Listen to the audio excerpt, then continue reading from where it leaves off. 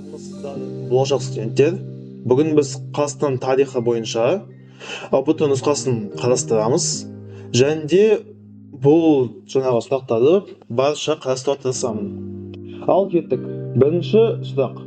Ботай мәдениетінің энеолит кезіндегі басты жаңалығы. Біле білсеңіздер, Ботай мәдениетін ең бірінші ашқан бұл бізде Зайбіт ғалымның аты. Және де ол ең бірінші жаңағы осы қаңқаларды, осы сүйектерді зерттеген кезде ең көп жылқы сүйектерін табады. Осыған байланысты біз ең бірінші жаңалық, ең үлкен жаңалық жылқыны қолға үйрету болып табылады. Ал кеттік. Дұрыс болып шығыпты. Келесі сұрақ. Бұл бізде Есік қорғанынан табылған алтын адам қай өңірге жатады? Бұл сұрақтың дұрыс жауабы бұл бізде Алматы маңы Есік деген орын. Бұны сіздер жай ғана жатқа білулеріңіз керек. Бұл оңай сұрақ негізінде. Одан кейін бұл дұрыс екен. Келесі сұрақ. Үйсіндер астанасы Чигу қай аймақта орналасқан? Біле білсеңіздер, сіздерде ұбт-да Чигу ғана емес, Чигучен деп келуі де мүмкін. Бұл екі бірдей ат болып табылады. Әрине, бұл жаңағы сұрақтың дұрыс жауабын өздеріңіз логикалық тұрғыдан дұрыс білсеңіздер болады. Үйсіндер жалпы Жетісу аймағында орналасқан. Бұл дегеніміз яғни Ертіс бойы емес, Сырдарияның төменгі ағысы болуы мүмкін еді, бірақ бұл Жетісу аймағы емес. Тобыл Есіл алабы бұл бізде орталық Қазақстан, солтүстік Қазақстан болып табылады. Осыған байланысты соңғы жауап Іле аңғары болып қалады. Яғни бұл Жетісу аймағында орналасқан жалғыз өзен. Дұрыс жауап. Келесі сұрақ. Бірінші түрік қанатының құрылған жылы. Біле білсеңіздер, бірінші түрік қанатын құрған адам бұл бізде Бумын Қаған. Яғни дұрыс жауабымыз 552 жыл болып табылады. 545 жылда біз не болады? Бұл бізде бірінші рет Қытай жылнамаларында түріктер туралы айтылады. 603 жылы түрік қанаты құлайды. Яғни бізде дұрыс жауап 552 жыл. Дұрыс жауап. Келесі. Қадахан мемлекетінің алғашқы астаналарының бірі. Біз білетініміздей, Отырар бұл Қадаханның жағында емес, Сығанақ бұл вообще дамыған орта ғасыр кезінде болған қала. Сарайшықта дәл осындай оқиға. Соңғы жауап бұл бізде Баласағұн болып табылады. Дұрыс. Келесі сұрақ. Ақ-Орда мемлекетінің негізгі аумағы. Бұл бізде Жетісу-Шу талас болмайды. Ол бізде негізі Шағатай ұлысы болып табылады.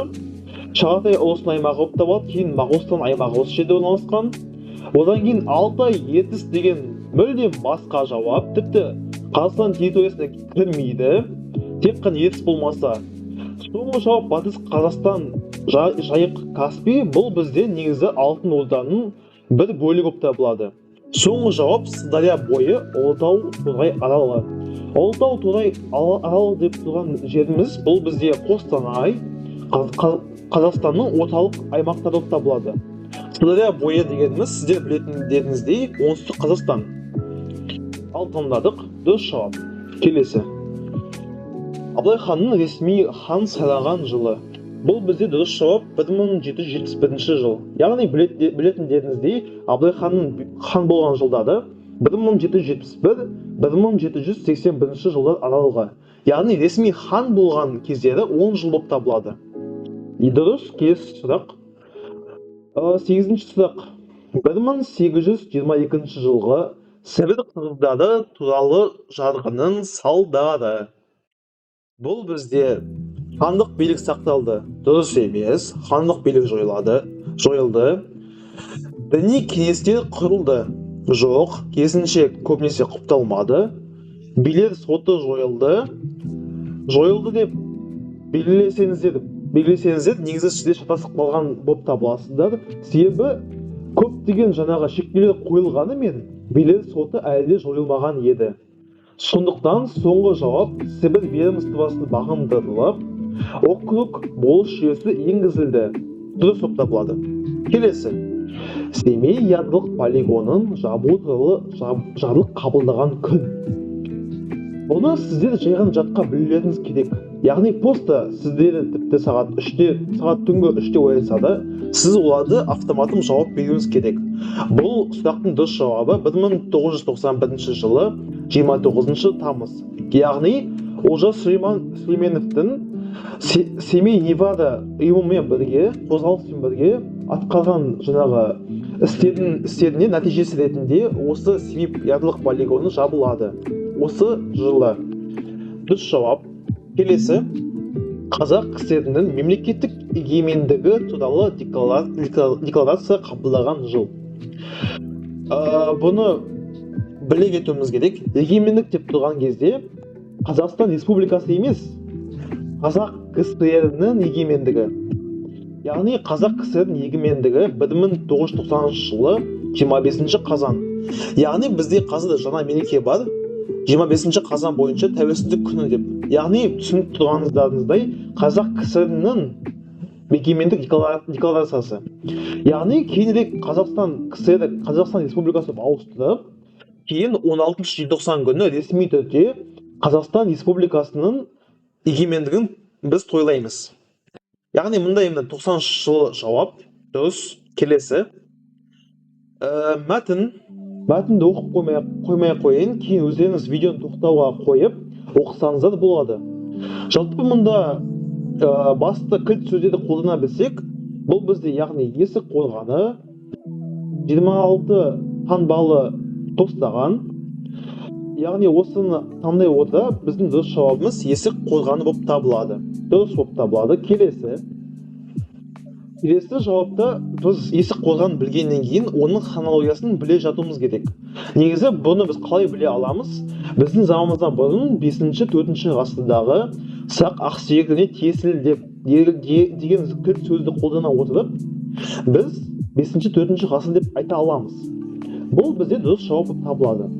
Келесі сұрақ. Аң стилі тән мәдениет дейді. Бұл енді түсінікті. Егер есік обасына жатса, бұл әрине сақ-саламат болып табылады. Келесі. Күміс тостағандағы жазу нені аңғартады?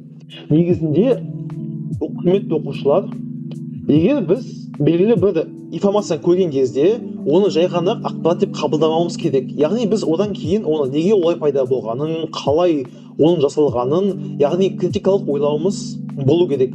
Яғни мұнда айтылған тостағандағы көне түркілік сақ жазуына ұқсас 26 таңбалы мәтін зерттеушілер назарын аударды дейді.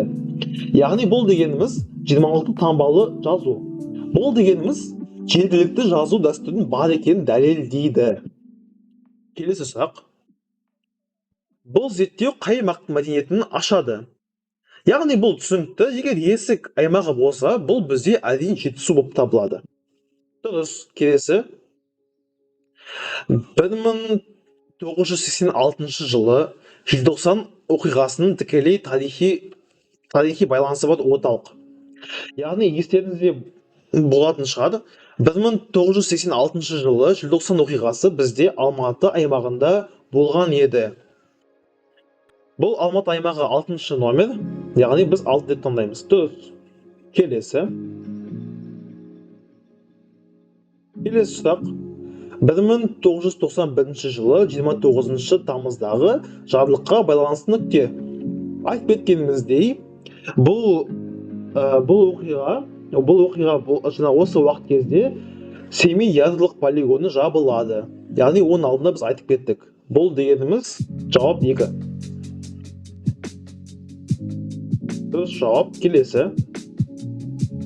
1997 жылы ел астанасының көшуге байланысты нүкте. Яғни білетіндеріңіздей, тарих бойынша бізде басында көп уақыт бойы Алматы қаласы Астана болған еді. Бірақ кейін елбасымыздың реформасы бойынша ол Астана аймағына көшірілді.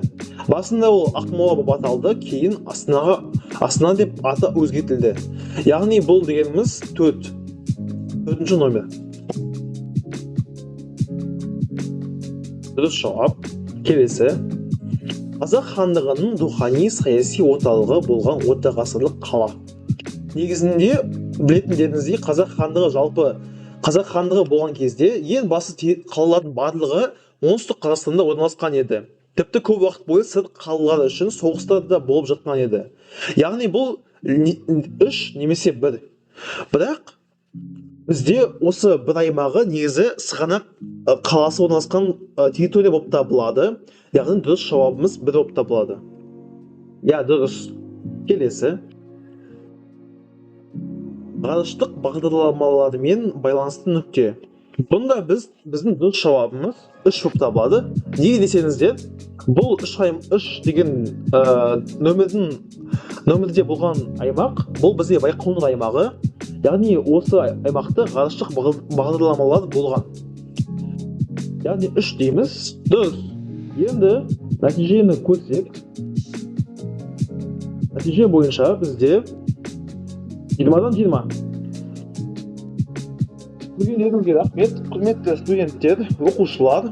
Тыңдағаныңызға мың алғыс. Келесі видеода көріскенше.